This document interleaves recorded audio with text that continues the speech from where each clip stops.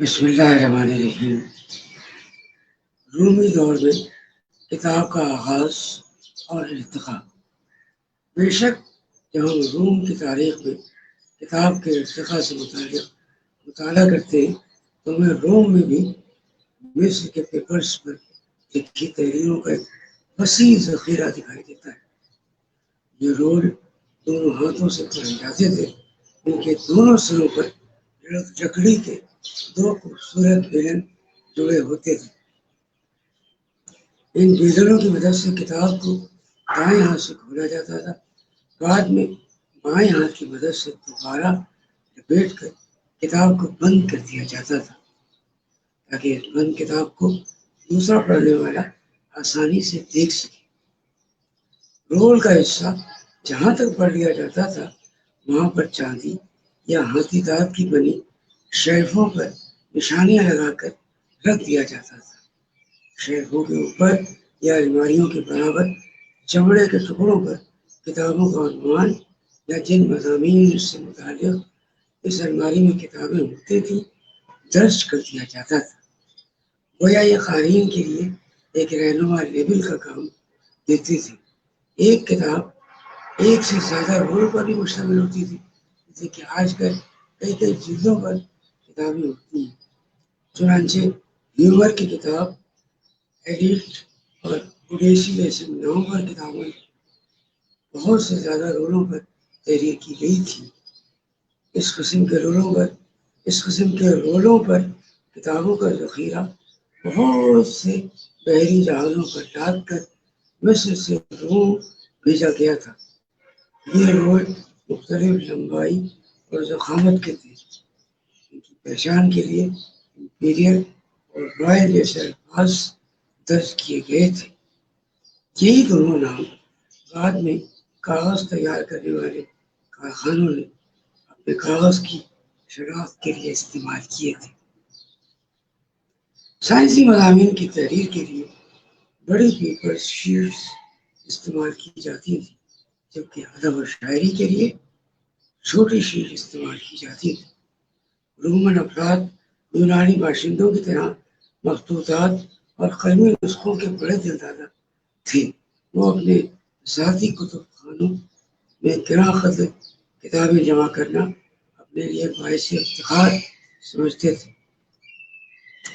Julius scissor نے روم میں ایک عوامی لائبریری قائم کرنے کا منصوبہ بنایا تھا، مگر اس کے قیام سے گزشتے ہی اس کو قتل کر دیا گیا۔ چنانچہ روم کی سب سے پہلی پبلک لائبریری جس نے قائم کی اس کا نام ایسینیس پولیو تھا۔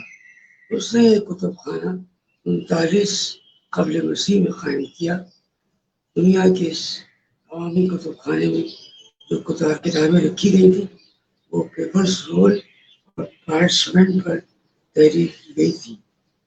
یہ مخطوطات لاطینی اور یونانی زبانوں پر مشتمل تھے۔ اس طرح 350 عیسوی تک روم میں 28 عوامی کتب خانے قائم ہو چکے تھے۔ ان کتب خانوں کے کچھ کھنڈرات دریافت کیے گئے جہاں سے ہزاروں پیپرز رول پر مشتمل کتابیں ملی ہیں۔ پارچمنٹ پر کتابوں کی لکھائی کہتے ہیں دوسری صدی قبل مسیح سے پہلے تحریری مواد کے لیے چربے، تختے اور جھلیاں استعمال کی جاتی تھیں۔ 200 قافلین میں پرگامن کے بادشاہ کو جب پیپرز دستیاب نہ ہو سکا تو اس نے اس کا بدل تلاش کیا۔ پرگامن ایشیائی کوچک کا وہ علاقہ ہے جہاں جو قدیم زمانے سے لکھنے پڑھنے میں نمایاں مقام رکھتا تھا۔ اس خطے میں تقریباً 4000 سال قبل ہتھی قوم نے کتابوں کی خطاطی اور لکھائی میں بڑا نام پیدا کیا۔ مٹی کی تختیوں پر کتاب لکھنے کا زمانہ ختم ہوا تو اس کے بعد تحریر کے لیے جس چیز کو استعمال کیا گیا وہ مصری کاغذ پیپرز تھا۔ اس زمانے میں مصری پیپرز تیار کر کے تحریر کے لیے مختلف مضامین کی کتابوں کے ہم باہر لگا رہے تھے، ٹھیک اسی وقت پرگامم میں تحریری کاغذ کی شدید قلت تھی۔ پرگامم میں بجلی پیپرز کی درآمد کے لیے کوششوں میں ناکامی کے بعد چرمی کاغذ تحریر کے لیے استعمال کیا گیا۔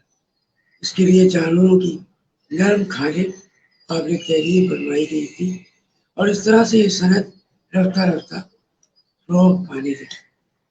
چرمی پاٹ سے تیار کرنے کی صنعتیں بھیڑ بکری اور گائے کے بچھڑے کی کھالیں حاصل کر کے بڑی تیزی سے قبول عام ہوئی۔ ان چرمی تختیوں کو لاطینی زبان میں پارچمنٹ کہا جاتا ہے۔ پارچمنٹ پر نقش اور خوبصورت تحریروں کے ساتھ ساتھ تصویریں بھی بڑی اچھی بنائی جا سکتی تھی، اور اس طرح کتاب کی تیاری میں آسانی بھی تھی۔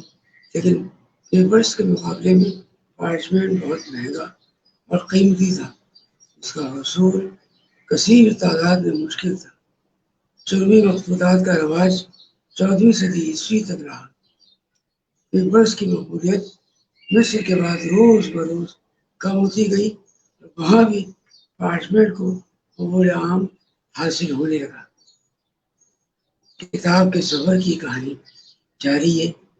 اشرف علی صاحب کی کتاب کتب اور کتب خانوں کی تاریخ سے اقتباسات پیش کرنے کا سلسلہ جاری ہے، اور یہ انشاءاللہ جاری رہے گا، اور اس کا کریڈٹ اشرف علی صاحب کو جاتا ہے، جنہوں نے اتنی عمدہ کتاب تحریر کری۔ اس میں کتاب اور تحریر کی تاریخ، کتاب کن کن مراحل سے گزرتی ہوئی آج ہمارے سامنے کاغذ کی شکل میں پہنچی، کن کن مراحل میں گزرتی ہے، اور کتاب لکھنے کا طریقہ کار کیا ہے، آپ ہے کتب خانوں کی تاریخ۔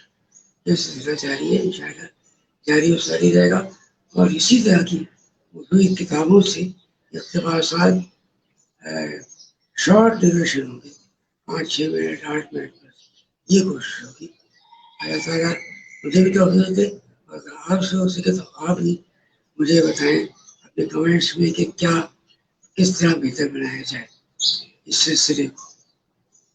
اللہ حافظ۔